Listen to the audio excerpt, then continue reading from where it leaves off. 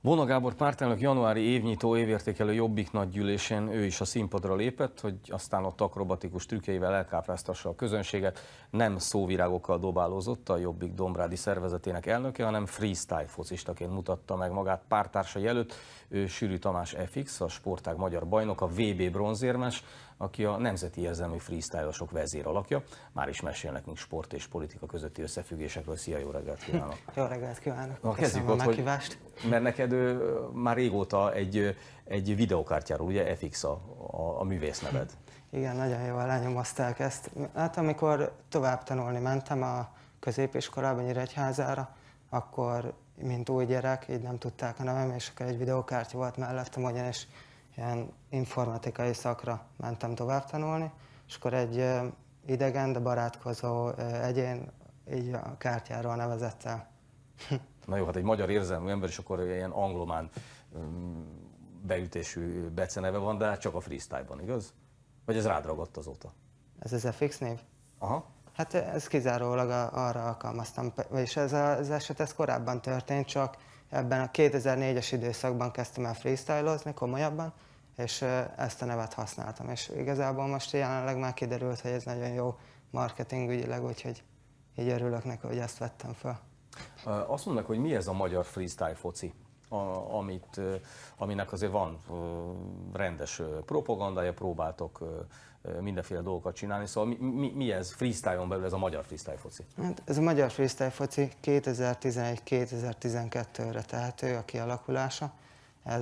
Ezt igazából azt hozta létre, hogy korábban a múltban ilyen különböző freestyle foci oldalak jöttek létre, csak sajnos ezek belső viszályok után ilyen hatalmi harcok miatt tönkrementek, és én ezt így, mint első magyar freestyler, és aki a sportért tenni akar, ezt nem néztem jól szemmel, és így kitaláltam, hogy létrehozok egy olyat, ami országos szinten összefogja ezt az egész dolgot, összehozza a freestylereket, találkozókat szervezek, ilyesmi, fellépéseket, terjesszük a sportot, és hát igazából ez volt a konkrét oka, hogy létrejöjjön, és ezt örömömre nagyon sok cég barátilag kezeli, ugyanis egy rövid időn belül, mindössze 3 hónap leforgás alatt egy elég nagy partner kapcsolatot tudtam kihozni belőle.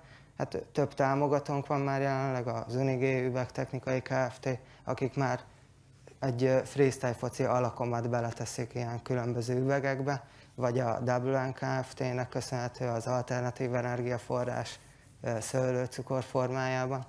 Úgyhogy igazából elismerő partnereim vannak ezzel kapcsolatban. Ebben benne van a magyar freestylereknek a krémje? Tehát azt lehet mondani, hogy itt adott esetben lehet, hogy politikáról nem egyformán gondolkodtok, de ez nem áll közétek? Hogyha a szervezetszerűen nézzük, magyarán mondva a freestylosok között ma nincsen széthúzás?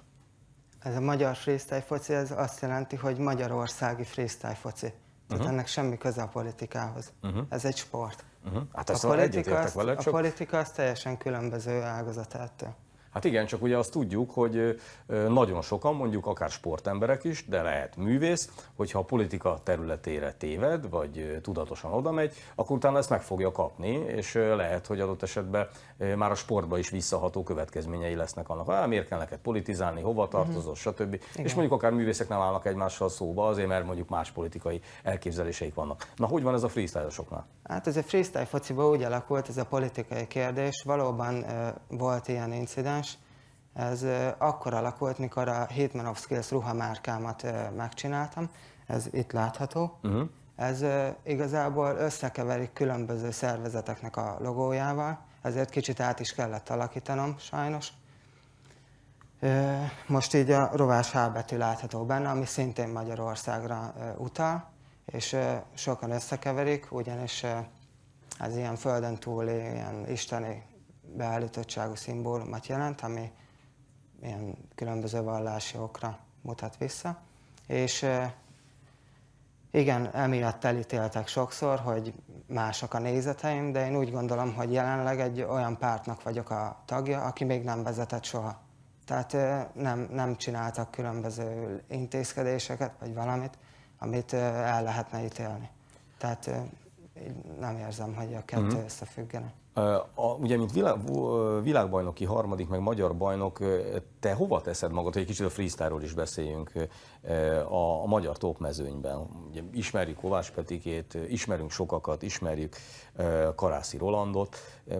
Hol vagy te ebben a krémben? Ez nagyon jó a kérdés, ezt köszönöm is. Még annyit kiegészítenék, hogy még kétszeres hollandiai bajnok is vagyok. Így van. Ami ugye nagyon fontos, mert a sport onnét ered. És hát a többi tévén, aki általában arra összpontosítanak, hogy ilyen kitalált információkat sugározzanak az embereknek, mint például a Kovács Péter, akik például ő ott lett világbajnok, ahol közép-keletre kiraktak egy versenyt, és kizárólag meghívásos alapon azok mehettek el országon belül vagy világon belül, akit különféle támogatók küldtek oda. Tehát a legjobbak ott nem jelentek meg. A Karászi Roland, hát majdnem, hogy együtt kezdtük el freestylozni, ő tényleg világszinten és akármilyen versenyen, ugyanúgy, mint én, az Underground Freestyle csoport számon tartja, és elismerő a tudása. Ti a Dombrádi iskolához tartoztok, igaz? Így ketten vagyunk dombrádi freestylerek, ő amúgy legjobb barátunk szint, tehát óvodás korom óta ismerem, úgyhogy együtt nőttünk fel, mint freestyle-ban, mint amúgy is, és tényleg ő elismerhető. Hát országszinten elsők közt vagyok, talán világszinten is, mert lehet kicsit így elvakultan, de akár egy prágai világbajnokságon, ahol mindenki mehet, nem meghívásos alapon történik a verseny, ott egy bemutatón folyamán, vagy egy az egy ellen történő úgymond battle versenyben is a közönség hangja azért mindig eldönti, hogy ki milyen szinten áll. Tehát akkor azért ezek szerint a szavaidból úgy érzem, hogy például Kovács Petikével nem a Kebel barátok. Kovács Petikét világbajnokként hirdetik, de én itt Pesten legyőztem, és van több, akár a Fábri Pál, aki szintén nincs megemlítve a médiában, ő is nagyon jó freestylünk, és ő is legyőzte már egy versenyen. Na várj, akkor azt mondhatjuk, hogy Magyarország freestyler nagyhatalom? Ezt mindenképpen mondhatjuk, de azért nem tudom, hogy a szavaimból hogy hallatszik. Én a Petikét nem akarom elítélni, mert tényleg Tehát a címe megvan, ezt meg kell mondjuk. Freestyler, gyakorol, én ennek nagyon örülök, mert terjeszti a sportot, de én úgy gondolom, hogy nem egyoldalúan kellene bemutatni a Magyarország freestylereit, hanem mindenféle irányban, például a Fábri Pált, a Lacik Lászlót, akkor a Rolit, ugye őt tényleg már együtt szoktak járkálni a Petikével, különféle interjúkra őt mutatják, aminek szintén örülök, de közel 30 freestyler van, akit meg lehetne említeni ugyanígy. Na most azt mondd meg, hogy te most is naponta több órán keresztül gyakorolsz? Igen, nagy részt. Tehát akkor van a freestyle, foci, gyakorolsz, és közben van neked ez a politikai vállalásod. A kettő az, hogy megy együtt, tehát te gondolsz magadra úgy, hogy akár előbb-utóbb profi politikusnak lenni? Én nem tartom magam politikusnak.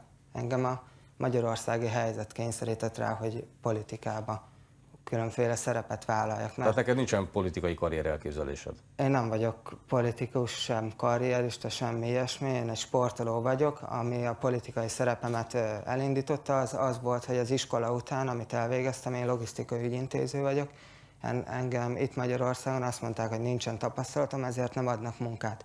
Én azóta bejártam már különféle országokat munkaügyben, dolgoztam Németországban közel egy évet, Belgiumban, Franciaországban össze-vissza, és az gyötör engem legjobban Magyarországon, hogy a fiatalokat, aki legjobban az én korosztályom, ugye külföldre kényszerülnek. És ez így a nemzeti érzelmű embereknek, mint például nekem, ez akármilyen formában, de rosszul esik, hogy nem tud Magyarországon normális életet élni, és emellett sportolni. És ez a legfőbb dolog, ami közel hozott engem a politikához, mert remélhetőleg valaha tudok majd segíteni a többieknek, akár sportban munkát adni, akár a ruhamárka kapcsán, vagy bármi más. Ilyen értelemben most mennyire stabil a helyzeted? Itt mondtad, hogy többször voltál külföldön, ugye szerettél volna egyébként katona lenni, aztán végül ez sem Magyarországon sikerült, igen, ahogy sajnos. tudom. Ott helyben, Nyíregyházán, Dombrádon freestyle iskola, műhely alapítás. Tudod ezt stabilan csinálni most már Magyarországon?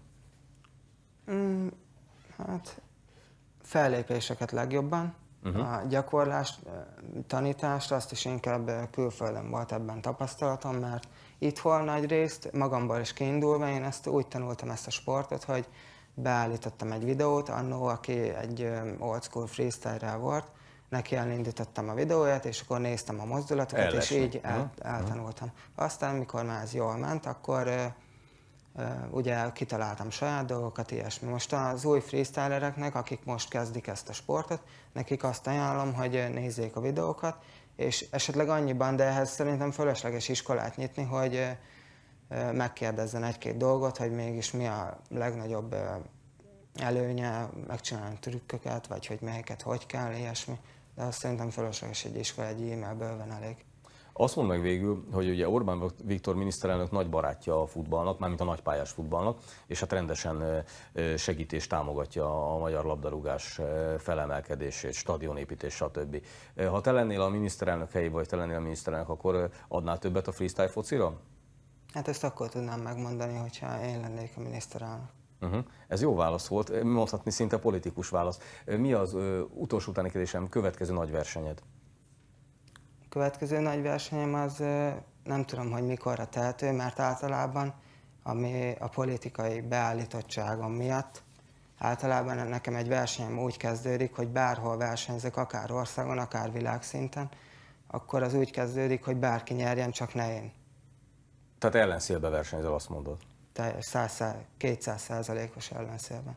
De büszke vagyok rá, mert Fokvárosban már kiemeltem a magyar zászlót. És akkor is az ottani cég azt mondta, hogy vegyem le. Aha. No, de hát nem vettem le, úgyhogy Tamás, nem is fogom. Jó sportot neked, meg jó freestyle-ozást. Köszönöm szépen, hogy itt voltál. meghívást.